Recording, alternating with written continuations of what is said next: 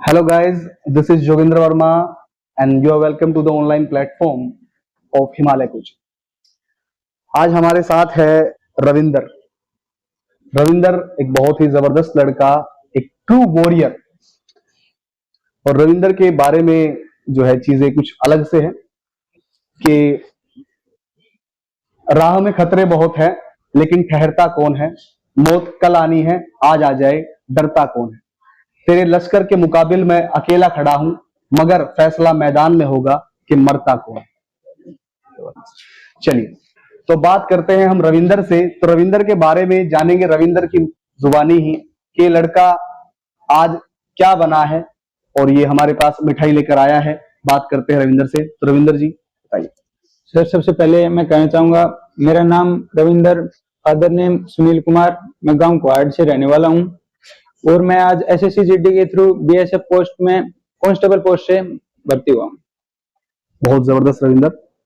तो रविंदर अपनी जर्नी के बारे में जरा बताइए कि कैसे क्या रहा, आपने कब शुरुआत की, प्लस टू कब किया आपने? सर, मैंने 12th 2021 में किया था। तो उसी के बाद ही तैयारी शुरू कर दी होगी आपने? मैं 2021 में आपके पास पढ़ाई की थी। अच्छा। मेरे गांव से है प्रदीप, हरियाणा पुलिस में सिलेक्टेड है। अच्छा, हरियाणा पुलिस में प्रदीप लगा? हाँ जी सर। अच्छा। तो उन्होंने बताया कि रेवाड़ी में जोगिंदर सर के पास जाओ, तो वहां पर आए, तो आपके पास पढ़ाई की, आपकी यूट्यूब पे स्टडी की, आपकी क्लासेस देखी ऑनलाइन यूट्यूब पे हैं, वो कैब वगैरह के एंटोनियम स्टोनियम बड़े जबरदस्त हैं।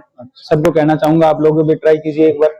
ना बिल्कुल, उसमें मेहनत तो हुई है यार। और सर फिर उसके बाद मैं 2021 में ट्राई किया, 22 किया, फिर मैंने एयरफोर्स निकाला था सबसे पहले। फिर मेरा यहीं पर, मैं रेवाड़ी रहता था आपकी एकेडमी में, मेरा एक्सीडेंट हो गया और 6 महीने में बेड रेस्ट रहा, 2 ऑपरेशन हुए। फिर उसके बाद मैं दोबारा रिकवरी करके दोबारा ऑनलाइन जुड़ा आपसे, यूट्यूब से क्लासेस ली और मैंने दोबारा एयरफोर्स निकाला। फिर मैं फाइनल लिस्ट से रह गया। अच्छा, एयरफोर्स में? हाँ, एयरफोर्स में सर रह गया। अच्छा। फिर मैंने एसएससी जीडी का एग्जाम दिया था। अच्छा। एग्जाम हो गया, फिजिकल की तैयारी करते करते हरियाणा पुलिस की वैकेंसी निकल आई। अच्छा। उसमें अप्लाई किया, उसका फिजिकल हो गया मेरा। बिल्कुल। पेपर से 2 दिन पहले सीईटी की कट ऑफ लगती है, उसमें 0.6 से मैं रह जाता हूँ। अच्छा। फिर उसके बाद एसएससी जीडी की अपनी कंटिन्यू है, फिजिकल करता हूँ, मेडिकल होता है, फाइनल लिस्ट का रिजल्ट आता है। मेरे 160 से 142 मार्क्स थे। अच्छा अच्छा। 144 पे कट ऑफ लगती है, मैं फिर से रह जाता हूँ। 162 में से 160 से 142 मार्क्स, सॉरी 160 में से 142 मार्क्स थे आपके। ओके। और 144 पे कट ऑफ लगती है हमारे। बहुत जबरदस्त। फिर से नहीं होता है। और फिर मैंने दोबारा स्टार्ट किया, ओनली 1 महीने तैयारी की, दोबारा एग्जाम दिया, फिर से एग्जाम क्रैक किया, फिजिकल मेडिकल करके, और आज बीएसएफ में एज ए कांस्टेबल भर्ती हूँ। बहुत जबरदस्त। तो रविंदर, जर्नी काफी जबरदस्त रही आपकी। अच्छा। तो रविंदर, एक बार और कुछ फैमिली बैकग्राउंड के बारे में बताइए, आपकी स्ट्रगल किस तरीके से है, या फिर बहुत ही मतलब ये चीज आपको कहीं प्लेट में रखी तो नहीं मिल गई?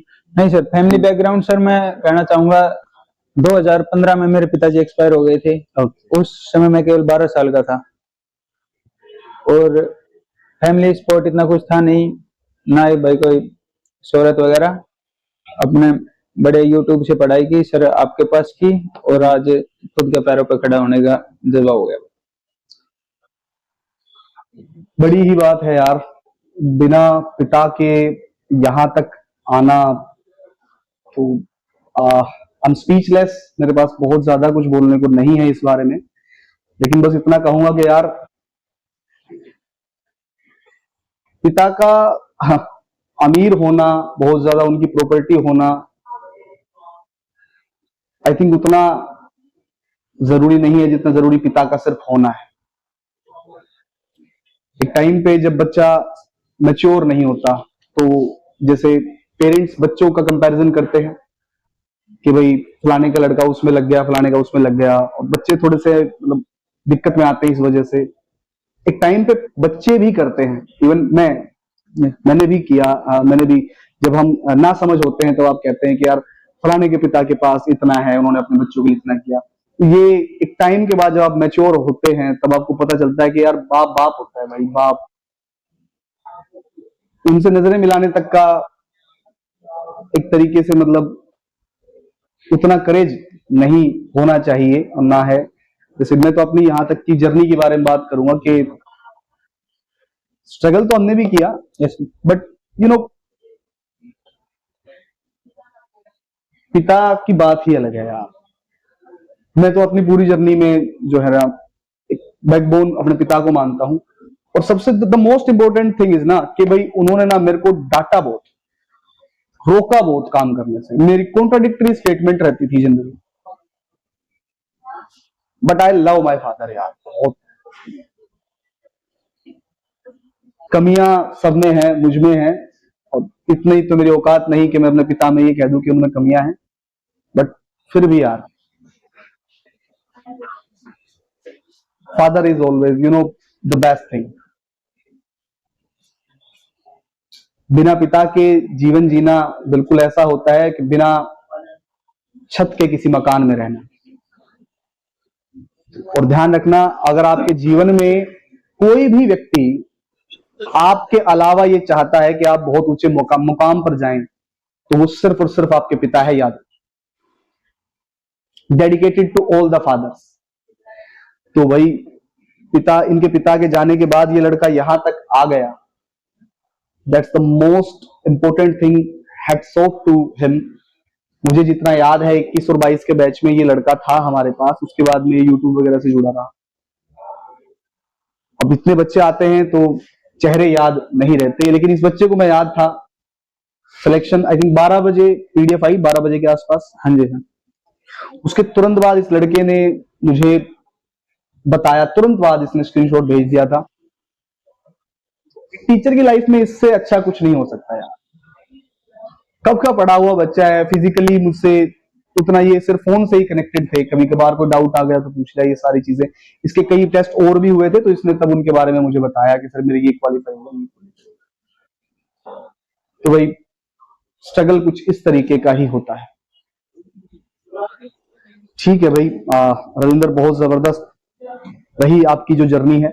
सर मैं कहना चाहूंगा, मेरे पिताजी नहीं थे 10 साल, पर मेरे पेरेंट्स ने, मेरी माँ ने, मेरे दादा ने खूब किया मेरे लिए, और उन्होंने किसी चीज की कभी कमी नहीं रखी। बहुत जबरदस्त। मैं अपनी नौकरी का श्रेय टीचर्स को तो है ही, प्लस अपनी माँ बाप को, माता को, दादाजी को सबसे पहले देना। भाई श्रेय का कुछ ऐसा है दोस्त, उन्होंने नहीं यार भाई, वो मतलब मैं ये कह रहा हूँ कि लिटरली बात ये है कि बच्चा, मुझे नहीं पता किस तरीके से चीजों को देखता है। टीचर्स तो बहुत, मैं कहूंगा कि हाँ ठीक है भाई, गुरुओं का दर्जा बहुत बड़ा होता है, लेकिन टीचर्स में भी आपको मैं बताऊं दोस्त रविंदर, कि तेरे कामयाब होने में जो मैडम या कोई टीचर जो तुझे नर्सरी में पढ़ाता था ना दोस्त, उसका भी हाथ है। और क्योंकि जब बच्चा तैयारी करता है ना, तो सिर्फ बच्चा तैयारी नहीं करता। अगर मुझे कोई पेरेंट्स देख रहे हैं तो याद रखिए कि आपका अगर बच्चा तैयारी कर रहा है, लड़का या लड़की, तो केवल वो तैयारी नहीं कर रहा, तैयारी आपका पूरा परिवार कर रहा है। जब वो बच्चा टूटेगा, जब वो बिखरेगा, जब वो फाइनल लिस्ट में रहेगा, तब आप किस तरीके से उसको बैक करते हैं, that's the most important thing. और बच्चे, सिंसियर बच्चे याद रखते हैं कि किसने कब हमारा साथ छोड़ा और किसने कब साथ दिया। कहीं ऐसा ना हो कि आपकी पेरेंटिंग बहुत जबरदस्त रही हो, आपने पूरा साथ दिया अपने बच्चे का, लेकिन जब उसे आपकी सबसे ज्यादा जरूरत थी तब आपने उसे जज किया। हालांकि मैं कौन होता हूं आपको ये सिखाने वाला, लेकिन मैंने इन बच्चों को जो 1, 1.5, 2 नंबर से रह जाते हैं, इनको रोते बिलखते हुए देखा है। तो अपने बच्चों के साथ खड़े रहें, ये आपको निराश नहीं करेंगे। तो भाई रविंदर, और कोई बच्चों को किस तरीके से तैयारी करें, इसका कुछ कोई फ्यूचर एस्पायरेंट को बताने के लिए कुछ बताएगा, कुछ कि किस तरीके से तैयारी करनी चाहिए? मैं तो इतना ही कहना चाहूंगा कि आप रेगुलरिटी मत छोड़िए। दिन में 6 घंटे तो निकालने पड़ेंगे आपको पर डे।